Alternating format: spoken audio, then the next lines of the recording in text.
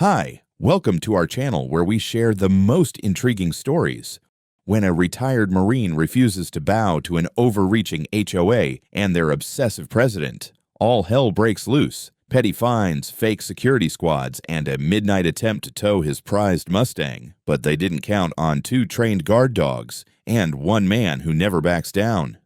Trevor Bryant had never been one for rules he didn't sign up for. A retired Marine turned classic car restorer, he cherished the piece of his Texas property, 3 acres of fenced-in solitude, complete with a steel workshop, a porch swing that creaked just right in the wind, and, parked proudly in the gravel drive, his crown jewel, a 1967 Shelby GT 500, polished to a mirror shine. He wasn't just a man with a car, he was a man with a purpose. Keep his land his own, live quietly, and let no one tell him otherwise. His property sat just on the edge of a pristine, regulation-obsessed development known as Cypress Lakes Estates. There, every blade of grass was clipped to match the HOA handbook, and every mailbox was uniform beige. Trevor didn't live there. He didn't want to. But Cypress Lakes had a different idea. It started on a Thursday morning, right after sunrise. Trevor was adjusting a flagpole on his porch when she arrived. Karen Hargrove, the freshly appointed president of the Cypress Lakes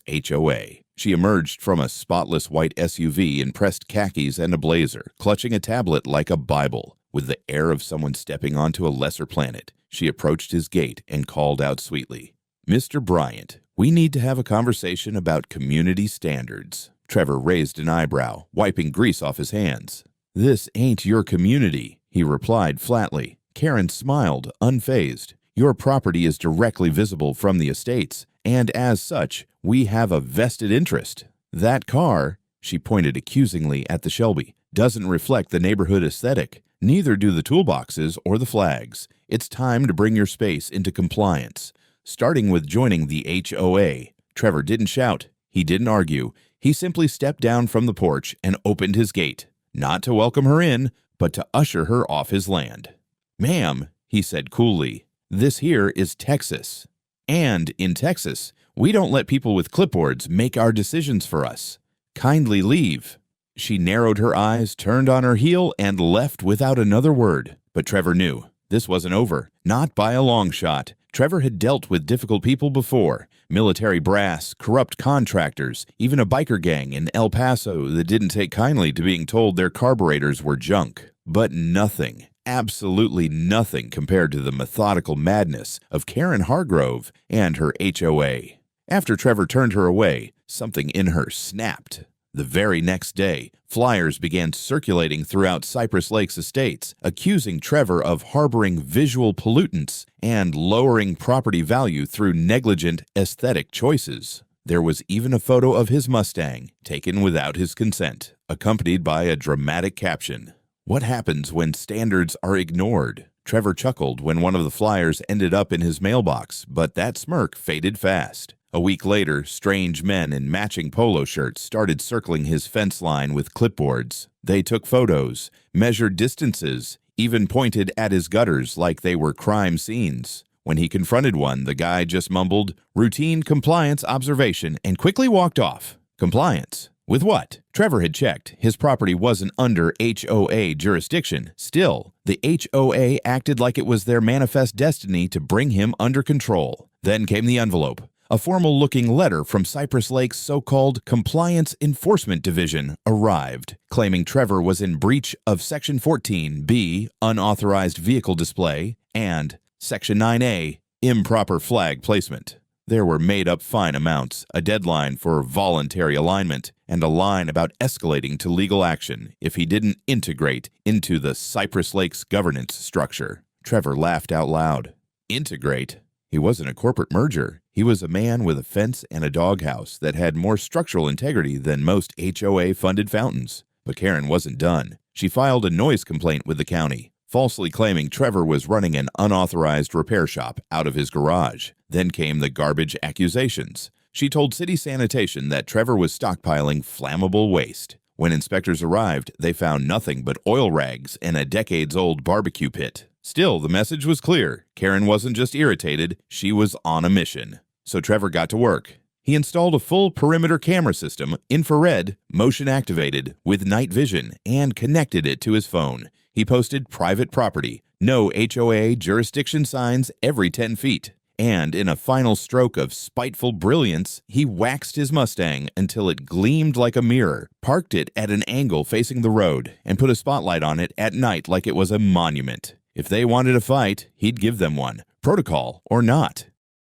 By now, the border between Trevor's property and Cypress Lakes estates had become a psychological war zone, one where fences, spotlights, and silent staring contests replaced bullets. It wasn't a battle of muscle or money, it was a clash of wills. And Karen Hargrove was not accustomed to being defied. Her tactics shifted from overt legal posturing to psychological warfare. At least once a day, her white SUV would creep past Trevor's front gate, slowing just enough for her to get a good look at the Shelby. Sometimes she had someone in the passenger seat, a fellow board member or one of her compliance volunteers, but most often she was alone, lips pursed, camera phone pointed squarely at the driveway, like a sniper eyeing her target. Trevor, for his part, didn't flinch. Instead, he leaned into the absurdity. Every time he caught her loitering outside the fence, he'd raise a coffee mug in mock salute. Once, he even rolled a lawn chair out beside the Mustang and read The Art of War, aloud to no one in particular. His dogs, Duke and Shadow, would sit loyally on either side of him, ears twitching, eyes fixed on the gate like sentries awaiting orders. But the HOA wasn't just driving by anymore. One evening, Trevor returned from a trip to the auto parts store to find small chalk-like markings along his fence posts, almost invisible except under the camera's zoom lens. Whether they were measurements or signs for a contractor, he couldn't tell. But it rattled something in him.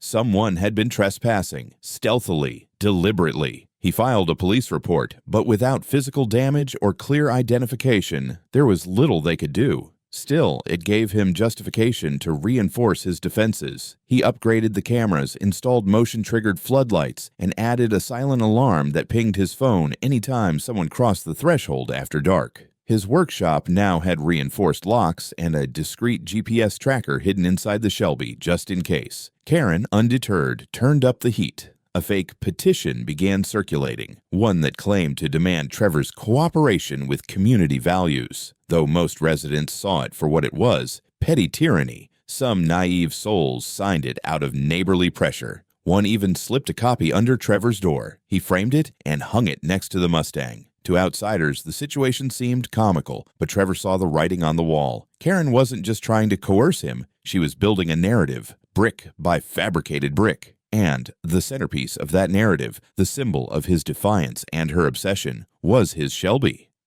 The more she stared at it, the more it gleamed. The more she tried to erase it, the more rooted it became. But Karen didn't want to win the war legally. She wanted the car gone, and Trevor could feel it in his gut. Something big was coming. Something reckless. Trevor always trusted his gut.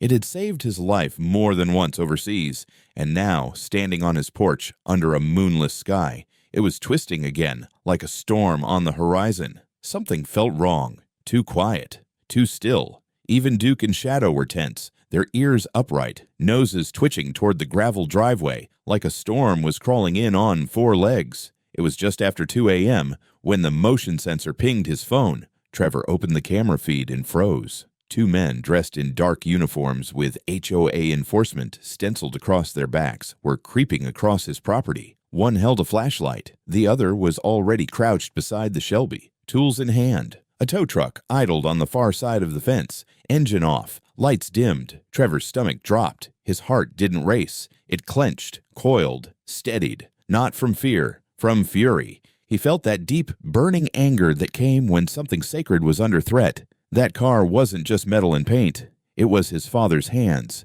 his own sweat, his freedom. And now, some HOA vigilantes were trying to steal it under cover of night. He didn't yell. He didn't even turn on the porch light. He simply opened the door and gave a low whistle. Duke and Shadow burst from the house like ghosts with teeth. They didn't bark. They moved with trained precision, flanking the intruders before they even realized what was happening. One of the men, a wiry guy with a buzz cut, immediately dropped the crowbar and threw up his hands. Whoa! Whoa! This wasn't my idea. It was Karen. She said this was legal. Trevor stepped into the yard, shotgun resting over one shoulder, not loaded but intimidating as hell. His voice was low and dangerous. Did she also tell you to bring bolt cutters to private property? The second man, bulkier and clearly less agile, started backing up, straight into one of the security lights, which burst on like a divine spotlight. Blinded, he stumbled, lost his footing, and crashed backwards into a water-filled ditch. The splash echoed across the yard like Judgment Day. Buzzcut kept rambling, his voice cracking. "She said you signed something. She said the car was a hazard. I didn't want to be here, man. She threatened to report me for fraud if I didn't go along." Trevor couldn't believe what he was hearing. Anger simmered into disbelief, then into a dark, tired kind of amusement. "Fraud," he muttered, just as the second guy stood up, drenched and sputtering, only to take a dazed step forward and crack his forehead directly into the steel post of the spotlight pole with a cartoonish thunk. Trevor didn't laugh, not quite, but a slow, bitter grin tugged at the corner of his mouth. The sirens arrived 3 minutes later, lights painting his fence red and blue. The cops took one look at the footage Trevor had already pulled from the cameras and shook their heads. It was clean-cut trespassing, an attempted theft, and, depending on the paperwork Karen had signed to justify it, maybe even conspiracy. As the officers cuffed the men, one turned back toward Trevor. "They really tried to steal your car over an HOA violation?" "No," Trevor said flatly, eyes on the Mustang gleaming under the porch light. "They tried to steal it because it reminded someone that they don't control everything." He watched as the truck pulled away, the men stuffed in the back seat, Duke and Shadow still sitting by the garage, vigilant and proud. A surge of gratitude ran through him, toward the dogs, toward his own stubborn instincts, and yes, even toward the part of him that had refused to back down all these weeks. But it wasn't over. Not yet. Now it was personal, and it was heading to court. The courtroom was packed. Reporters crammed into the back rows. Neighbors from both sides of the fence filled the gallery, and even the judge looked like he regretted not bringing popcorn. This wasn't just a civil hearing, it was the spectacle of the year. At the center of it all sat Trevor Bryant, calm and collected in a dark button-down shirt, arms crossed over his chest. Next to him, his lawyer, a sharp-jawed woman named Madeline Chase, shuffled her notes with the poise of someone who knew she was holding a royal flush. Across the aisle, Karen Hargrove radiated a forced calm. Her pristine beige blazer clashed violently with the venom in her eyes. She sat rigid, chin up, as if the weight of her HOA authority could still silence the truth. Her legal team flanked her like a phalanx, 4 high-priced suits who whispered constantly, passing folders like they were ammunition. The bailiff called order. The judge, a gray-bearded man with little patience for melodrama, addressed the room. "We are here today to determine whether the Cypress Lakes Homeowners Association and its acting president, Ms. Karen Hargrove, knowingly orchestrated and authorized an unlawful intrusion and attempted theft of private property." Trevor's jaw tensed as the footage played on the overhead monitor, black and white night vision of the 2 compliance officers sneaking toward his Shelby. The courtroom murmured as one of them tried the door handle while the other looked nervously over his shoulder. Then came the moment the dogs appeared, fluid, silent, magnificent. A gasp rippled across the room as the attackers froze, clearly unprepared for trained military canines. The footage rolled on, right to the part where the second man fell into the ditch and the first ran straight into the pole. A few chuckles escaped from the back row. Even the judge cracked a smile before clearing his throat. Karen's lead attorney stood to speak, trying to spin. "Your Honor, this entire incident was the result of a misunderstanding. Our client believed, based on documents provided by a former developer, that Mr. Bryant's property fell within the HOA's extended zone of visual interest. She was acting under a good faith interpretation of compliance authority."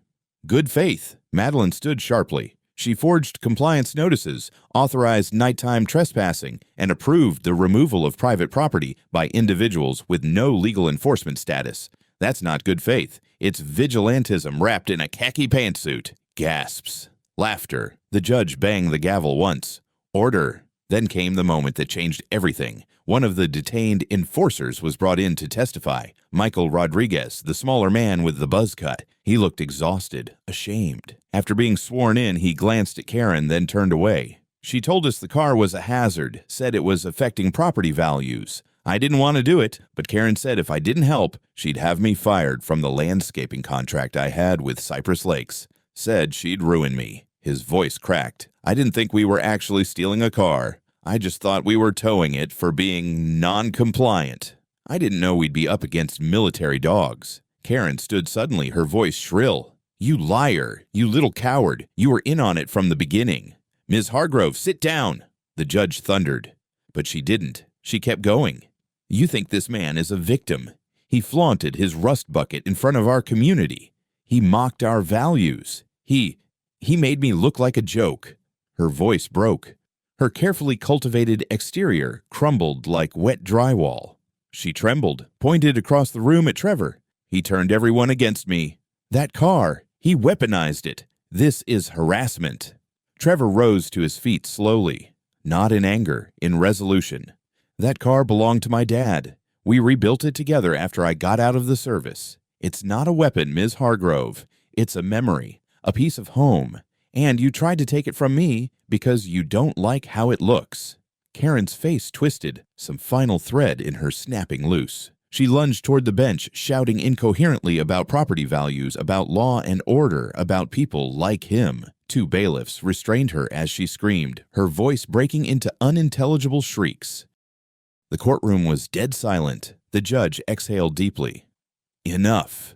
He turned to the jury, whose verdict had been reached with visible disgust. They ruled in Trevor's favor, on all counts. The HOA was found liable for trespassing, attempted theft, harassment, and conspiracy. Damages were awarded. Karen was ordered to step down from her position indefinitely. Criminal charges were to be filed separately. Trevor didn't cheer. He didn't fist pump. He just closed his eyes for a long moment, feeling the weight lift off his shoulders like fog after a storm. The war was over, but the legend of the man, the Mustang, and the HOA queen who lost her crown had only just begun. The gavel hit the bench one final time, and it echoed like thunder in the still courtroom. For Trevor Bryant, the sound wasn't just closure, it was vindication. The judge's voice rang out clear and unwavering. The court awards Mr. Bryant damages in the amount of $175,000 for trespassing, attempted theft, harassment, and emotional distress. The Cypress Lakes Homeowners Association is found liable, and Ms. Karen Hargrove is hereby removed from all administrative positions effective immediately.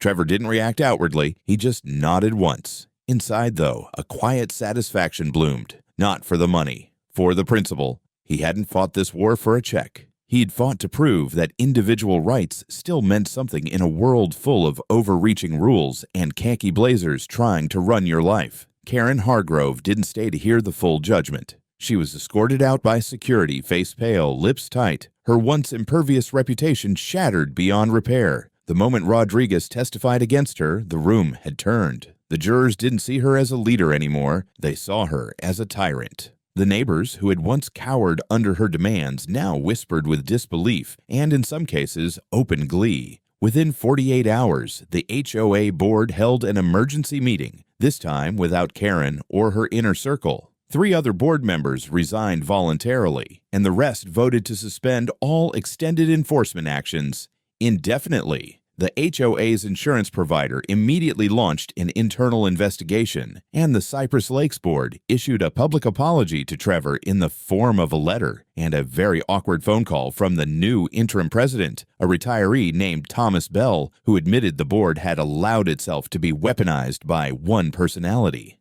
The fallout was fast and thorough. Residents began calling for a complete reformation of the HOA. A proposal was drafted within the week to limit board authority strictly to within Cypress Lake's legally defined boundaries. Trevor's land and any others like it were now explicitly exempt. Some residents, those who had once passively signed Karen's petitions or applauded her hardline policies, started showing up at Trevor's gate. A woman from 3 streets down brought him a pecan pie and said awkwardly, "I'm sorry I believed her. That car of yours, it's beautiful."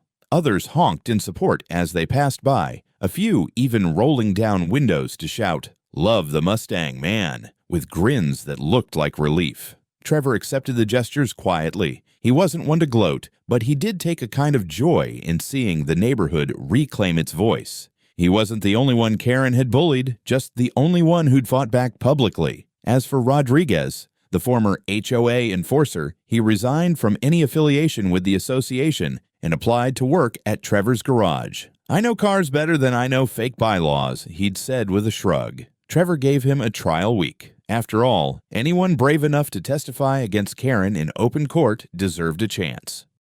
Karen's fate was less forgiving. After formal charges were filed, conspiracy to trespass, attempted theft, and falsification of official HOA documents, her lawyers quickly sought a plea deal. Word spread that she'd sold her home and moved out of state to rebuild somewhere else, though the community had no interest in chasing that thread. Her name became something between a cautionary tale and a running joke. "Don't go full Karen," someone wrote on the neighborhood message board. The post received over 100 likes. Trevor used a portion of the awarded money to upgrade his shop. He added new lifts, restored an old Chevelle with Rodriguez, and had Duke and Shadow's names engraved on metal tags above their custom-built kennels. A carved wooden sign now hung near his gate.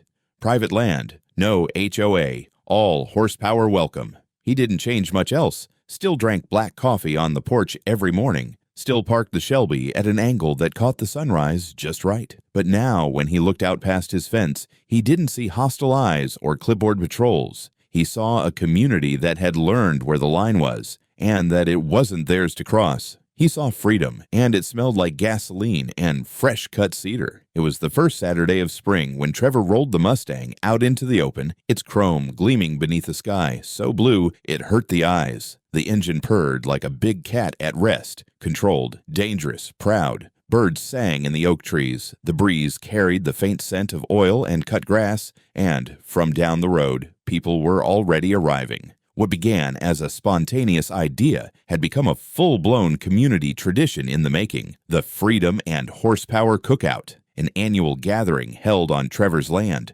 open to anyone with a love for old engines, cold drinks, and zero HOA interference. Folding chairs and picnic blankets dotted the yard. Smokers puffed delicious clouds into the air. Kids ran wild with chalk and popsicles. And scattered along the gravel circle like royalty at court sat a collection of classic American muscle, Camaros, GTOs, Barracudas, and at the center, the Mustang.